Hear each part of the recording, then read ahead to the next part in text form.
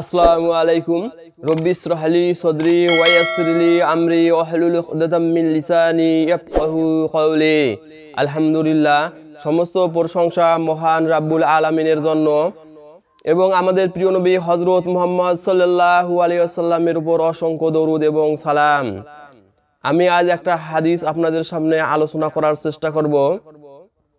হাদিসটি এসেছে বুখারী শরীফে ৬৩০৯ নম্বর হাদিস। এই হাদিসে কি বলা হলো, এটা তওবা সংক্রান্ত অধ্যায়ের হাদিস। আসুন আমরা এই হাদিসটি বোঝার চেষ্টা করি। আনাস রাদিয়াল্লাহু তাআলা আনহু থেকে বর্ণিত, রাসূলুল্লাহ সাল্লাল্লাহু আলাইহি ওয়াসাল্লাম বলেছেন,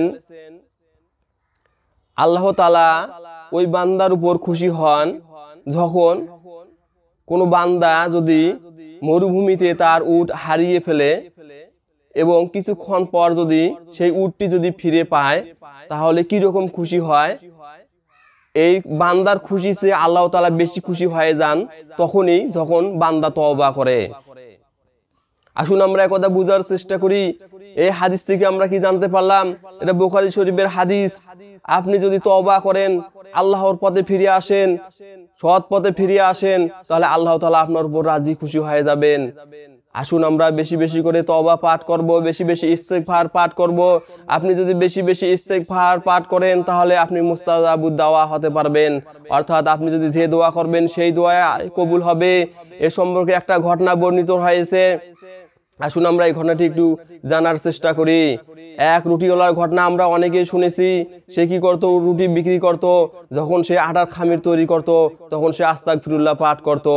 আবার যখন সে রুটি সেক দিত তখন সে আস্তাগফিরুল্লাহ বলতো। আবার যখন সে রুটি মানুষকে খাইতে দিত তখনও সে আস্তাগফিরুল্লাহ বলতো। অর্থাৎ সর্ব অবস্থায় সে আটার খামিরের মতন তার মুখে লেগে থাকতো আস্তাগফিরুল্লাহ। এই ব্যক্তির সব দোয়া কবুল হতো।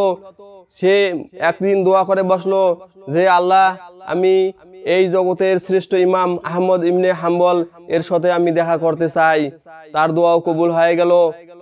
কিভাবে এই ঘটনাটার দোয়াটা কবুল হয়ে গেল আমরা একটু জানার চেষ্টা করি। একদিন শীতের রাতে এক লোক বের হলো। ইনি ছিলেন আহমদ ইবনে হাম্বল। তিনি বের হলেন এবং ঠান্ডার কারণে দেখতে পেলেন সামনে একটা দোকান দেখা যায়। সেখানে গিয়ে যুবককে বললেন, হে যুবক, আমি তোমার এখানে আজকে রাতটা থাকতে চাই, তুমি কি বলো, তোমার কোনো আপত্তি আছে নাকি? সে যুবক বলল, না, আমার কোনো আপত্তি নেই, আপনি থাকবেন, থেকে যান। সে সেখানে অবস্থান করলো এবং এই যুবকটি বারবার বলতেছে আস্তাগফিরুল্লাহ, আস্তাগফিরুল্লাহ। আহমদ ইবনে হাম্বল কৌতূহলে হয়ে তিনি জিজ্ঞেস করলেন, হে যুবক, তুমি সর্ব অবস্থায় কেন আস্তাগফিরুল্লাহ পাঠ করো? সে বলল যে, আমি এই আস্তাগফিরুল্লাহ পাঠ করার কারণে সর্ব অবস্থায় আমি পাঠ করি, যার কারণে আমি এ যাবত যত দোয়া করেছি সব দোয়া আল্লাহ তাআলা আমার কবুল করেছেন। শুধু একটি দোয়া আমার বাকি রয়েছে, এখনো আল্লাহ তাআলা আমার এই দোয়াটি কবুল করেননি। সেই আহমদ ইবনে হাম্বল কৌতূহলী হয়ে জিজ্ঞেস করলেন, কি দোয়া, আমাকে বলো, কি দোয়া করেছো তুমি, সেটা তোমার এখনো কবুল হয়নি?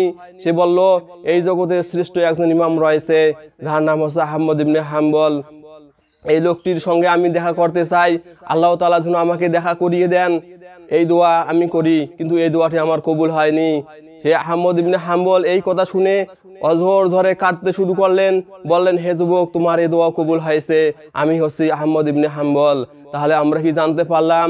এটা সত্যি ঘটনা। আস্তাগফিরুল্লাহ তওবা করার কারণে সে মুস্তাজাবুদ দাওয়া হয়েছে, তার দোয়া আল্লাহ তাআলা কবুল করেছেন। সর্ব অবস্থায় সে যে দোয়া করুক না কেন আল্লাহ তাআলা তার দোয়া কবুল করেন। আসুন আমরা একথা বোঝার চেষ্টা করি। আপনাকে সৎ পথে ফিরে আসতে হবে, আপনাকে তওবা বেশি বেশি করতে হবে, কারণ আপনি জানেন না আপনার কোন সময় মালাকুল মউত আপনার সামনে এসে হাজির হয়ে যায়। যদি আপনি তওবা করেন তাহলে আল্লাহ তাআলা আপনার উপর রাজি খুশি হবেন, আল্লাহ আপনার উপর বরকত রহমত নাজিল করবেন এবং আল্লাহর সন্তুষ্টি, আল্লাহর ভালোবাসা আপনি জান্নাতে দিতে পারবেন। আসুন আমরা এই কথাগুলো বোঝার চেষ্টা করি এবং ইস্তেগফারের বিভিন্ন দোয়া রয়েছে, এগুলো আমরা শিখে নেব, আমরা মুখস্থ করব। এবং সাইয়্যিদুল ইস্তেগফার একটা দোয়া রয়েছে, এটি যদি আপনি সকালবেলা পাঠ করেন, যদি সে অবস্থায় আপনি মারা যান তাহলে আপনি জান্নাতে যেতে পারবেন। যদি রাত্রিকালীন সময়ে যদি আপনি এই সাইয়্যিদুল ইস্তেগফার পাঠ করেন এবং সেই অবস্থায় যদি আপনি মৃত্যুবরণ করেন তাহলে আপনি জান্নাতে যাবেন। আসুন আমরা এই কথাগুলো বোঝার চেষ্টা করি, বেশি বেশি করে আমরা তওবা পাঠ করব এবং সবচেয়ে ছোট তওবা যেটা বলতে সহজ হয় আস্তাগফিরুল্লাহ, আমরা বেশি বেশি পাঠ করব। মহান আল্লাহ তাআলা আমাদেরকে সকল সৎ উদ্দেশ্যগুলো পূরণ করে দেবেন। আসুন আমরা এই হাদিসের প্রতি আমল করি এবং এই মেসেজটি আমরা সবাইকে জানিয়ে দেব। আসসালামু আলাইকুম।